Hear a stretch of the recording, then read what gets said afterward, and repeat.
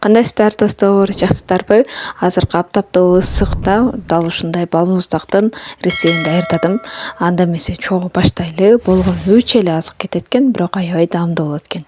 Эң алгач эле 6 жумуртканы алабыз. Анын сарысын өзүнчө, агын өзүнчө кылып, бири-бирине аралаштырбастан ушундай кылып бөлүп алабыз.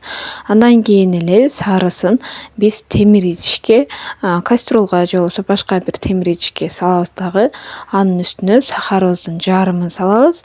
Жана ошондой эле аны жакшылап аралаштырып жибергенден кийин гана биз 1 литр сүтүбүздү кошуп дагы аралаштырабыз. Сүттү дагы баардыгын бир коюп салбастан, аны аздан бөлүп, дал ушундай кылып куюп аралаштырабыз. Андан кийин эле плитага коебуз. Жана ошол сүтүбүз бышырбай эле бышкычакты кармап турабыз. Дал ушундай болуп бир аз бышайын деп калганда бир аз сүт коюланып калат.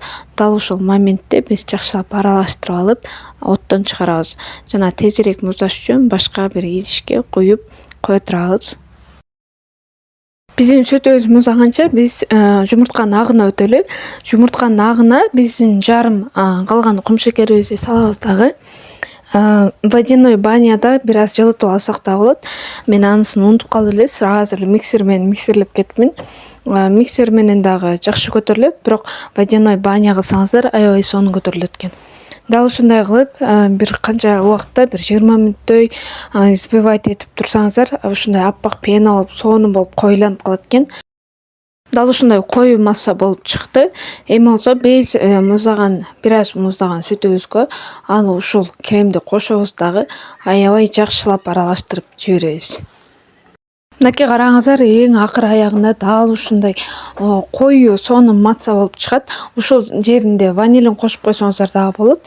Андан кийин ушундай идиштерди даярдап алабыз. Жөнөкөй узун идиштер болсо дагы боло берет. Мен ушундай кылып 3 идишти даярдап алып, үчөөнө тең толтурдум.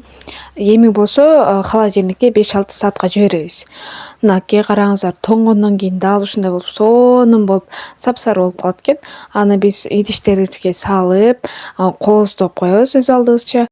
Мынакей караңыздарчы, биздин үйүбүздө эле, үй шартында эле жасалган, болгону 3 эле азыктан жасалган балмуздагыбыз дал ушундай ширин, даамдуу, анан ушундай көрктүү болду. Көрк үчүн ушундай конфеталарды же болбосо башка нерселерди себелеп койсоңуздар аябай сонун болуп калат.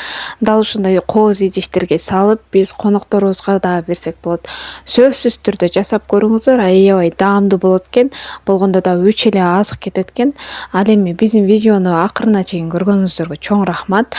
Дагы жаңы рецепттер, жаңы видеолор менен көрүшкөнчө сак саламатта калыңыздар. Айтмакчы, биздин каналга катталып, лайк басып, башкалар менен бөлүшүүнү унутпаңыздар.